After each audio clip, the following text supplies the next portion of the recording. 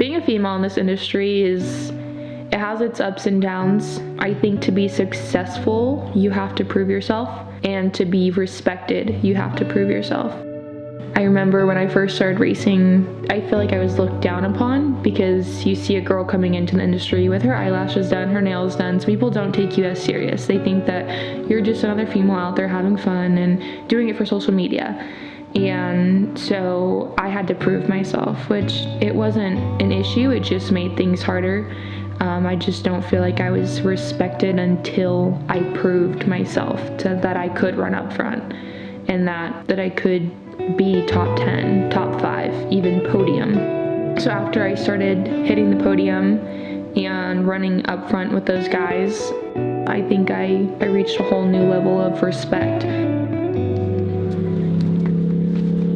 Being a race car driver is epic. It is literally a dream come true. I mean, my full-time job is racing, but that involves social media, prepping the car full-time, testing all the time. So it's a lot of work. There's a lot of behind-the-scenes stuff that nobody sees, but it is a full-time job.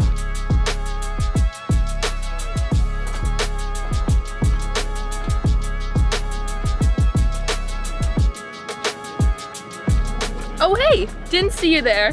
My name is Sears Romo, and we are in Boulder City, Nevada, doing a final shakedown on my Polaris Racer. It is race week. Let's do this.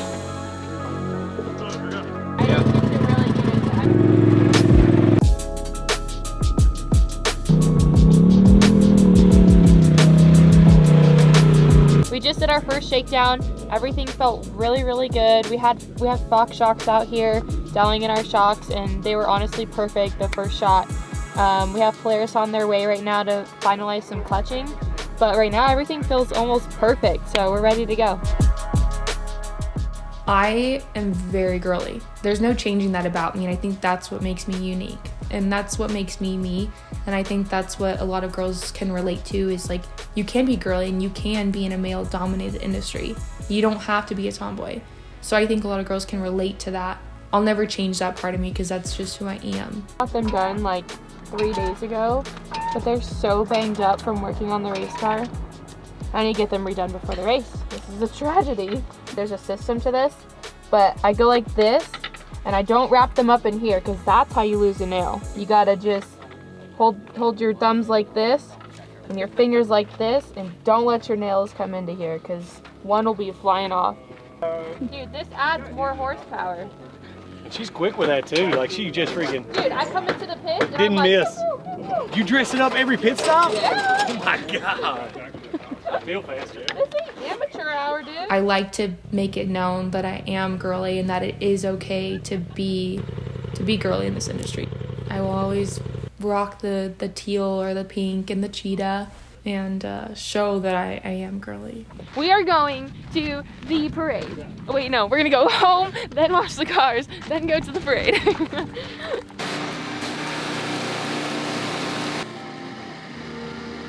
I think the biggest thing is just the unknown of what's gonna happen. I mean, you spend so much time, so much money preparing for every single race. Everything is just so go that you think you're gonna lose your mind at any second. Somehow you don't, you just keep going.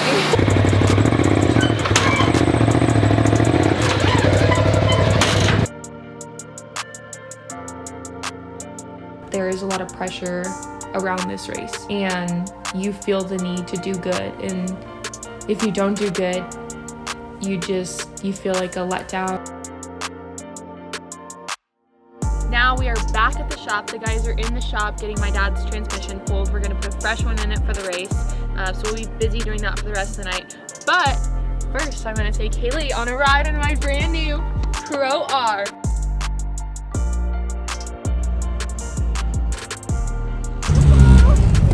Beautiful Las Vegas. Right now, it's a lot of nerves, but I know that once I see the green light, that's when the fun starts. I love chasing people down the dust. I love passing people. I love everything about racing. So I'm really excited to get out there, but also really nervous.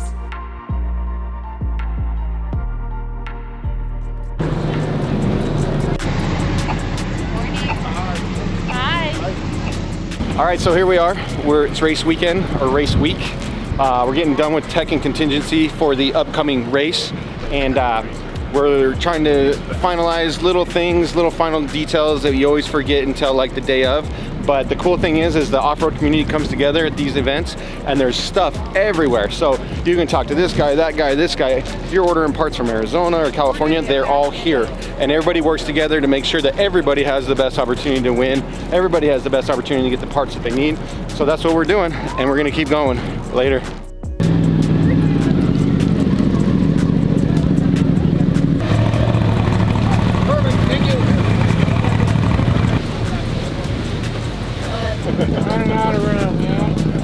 Okay, so we are about to get our gear checked right now. What they check for is to make sure that your helmet is still in date. They make sure that your next gen has all the proper equipment on it and that it's still not expired. They make sure that your fire suit is SFI rated and your gloves. So I think we are good to go. The nerves start kicking in right about now. Well, also it's just everything from the last few days. You see how it goes. It's just one thing after another. It's non-stop. It's not just about race day, or it's about race week. Right now we are heading out to Jean to meet up with VP to get 4 55-gallon drums of race fuel and like 12 pails of fuel. We use a lot of fuel as it is having 2 cars. Plus we have some friends that need some fuel, so it's easier to just work together and get fuel here. But yeah, it's all teamwork.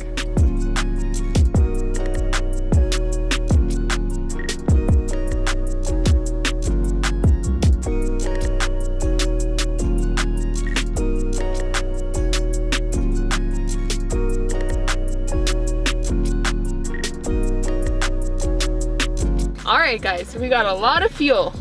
Don't fart. The last few nights we've been up till 2 a.m. still working on the cars. So that catches up to you. And so by the time you hit the start line tomorrow, you're exhausted.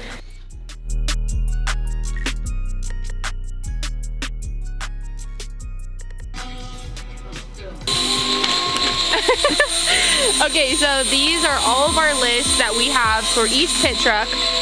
We have pit trucks, we have a day before the race list, like charge all the batteries, charge GoPros, check tool bags, go over the GPS notes, all that fun stuff. A final race day check, a packing list, and more packing lists. So basically these help us keep organized, helps us know exactly what truck has what. With having 2 cars, sometimes we have to send parts from pit to pit. So this just helps us and helps the team stay organized, and that's kind of the most important part when it comes to packing for a race.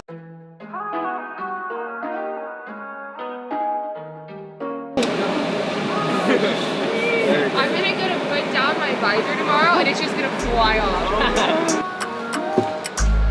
Got him.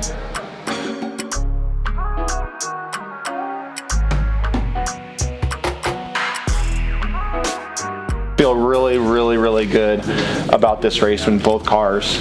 Obviously we just got done with Laughlin, and both cars ran pretty good other than the slight mechanicals that we had, but the testing and the stuff that we've done to prepare for this race, we really have a good shot. My favorite part about being Sears co-driver, I don't know, that's a tough one. I think it's the ability, or the opportunity, I guess it is, that we both pretty much started desert racing at the same time. So she had a few races before me with her dad where she split driving duties, but then we came in as a team. So pretty much our last race car, or her last race car, I guess it is, not ours, we were the only 2 ever in that car. So it's kind of like that love-hate relationship with me and her. Like in the car, we're all business type thing, but we have a good time. It's fun, and it's also cool to see both of us grow. I become a better navigator, she becomes a better driver each and every race. So the favorite thing is just the opportunity to do it. Like, you know, that's the ultimate opportunity. I'm digging the color scheme. I know. Yeah, so awesome. right? I have to let the boys know. Yeah. It's so cool. Like, yeah, you just got passed by a cheetah car, okay? It's a little chaotic, but we do it because we love it, and some people call us crazy, but it's so much fun.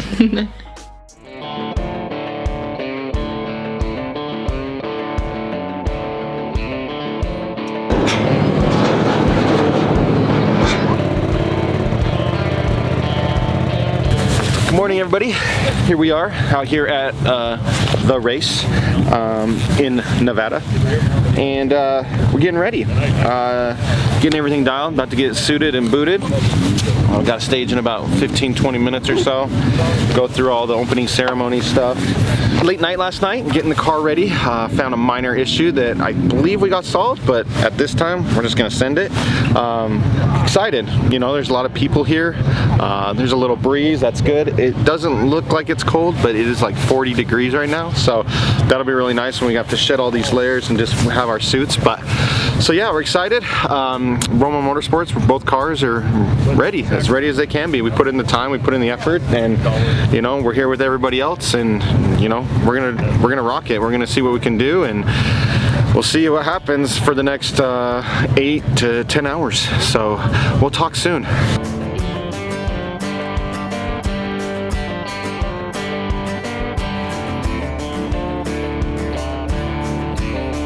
Like number 1 or number 2? I don't know. Oh God.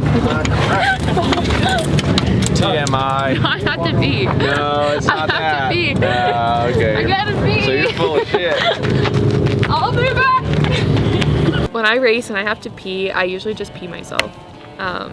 There's other ways around it. They have like female catheters and stuff, but I've heard that they're terrible. So I just go. I mean, if you gotta go, you gotta go.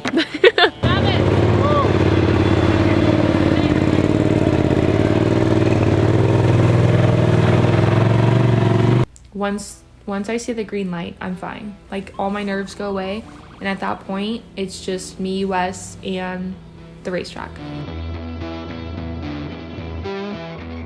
It is almost 400 miles, and those 400 miles they're not easy, they're grueling, and they are difficult on the car. And so I think it is really important to just be smart and be consistent and stay moving forward, because time on the side of the course is time lost. Yeah, you wanna do it?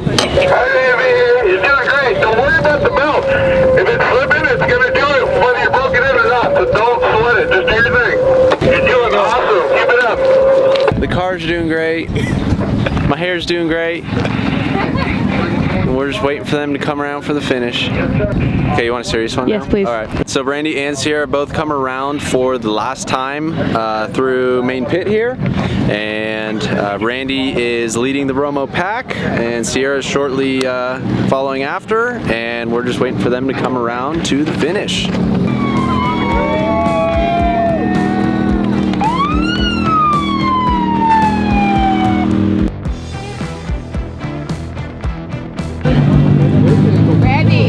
Can you call Sears to see where she is?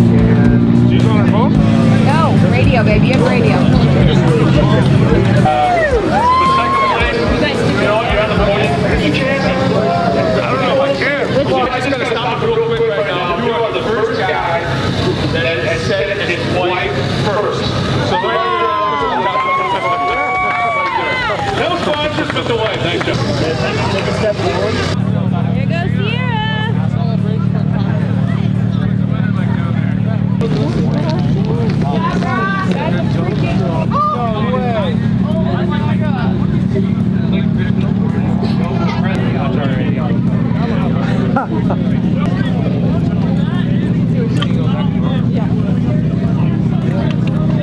This is what 400 miles looks like. Can you say Shakira, Shakira, Shakira, Shakira? I peed myself like 9 times. Like, so many times.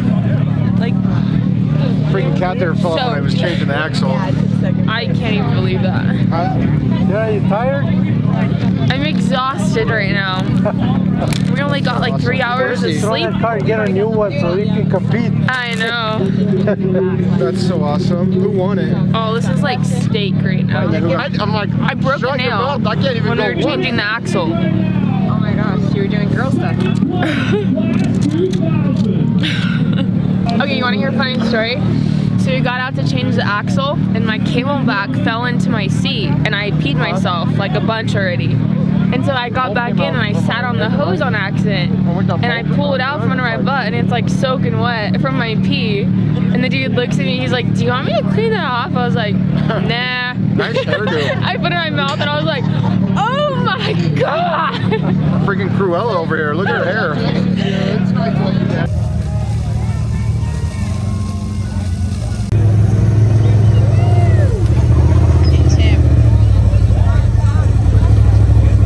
Supposed to be a Bob Bauer, ask you about those eyelashes. Any issues this afternoon while the race is going on? With my eyelashes? Yeah. No, my eyelashes actually held up today, but I did break a nail when we were changing my axle, so that was tragic. Well, $90 team, and you guys worked really hard. You caught them just during the race, and then wind up breaking an axle. But I know, I mean, hands dirty, pretty nails, but hands dirty. Broke that nail, changed an axle. The heart and soul of this girl is something else. I was really stoked for my dad today. He ended up finishing second in the Pro Turbo class. That dude, he puts his heart and soul into our program, and I cannot be more stoked for him. So yeah, we're gonna party it up tonight.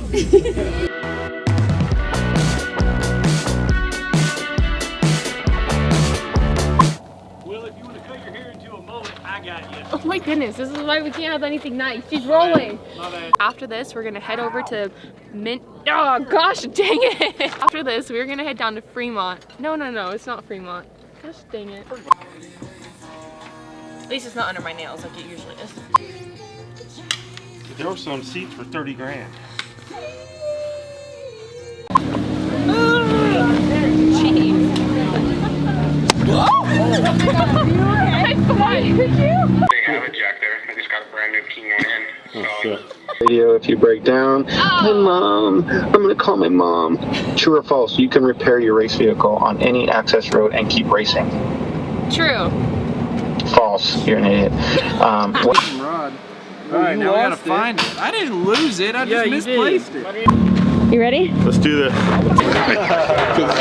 This thing, you're gonna kill me out like a banana. Don't we have the other pump here?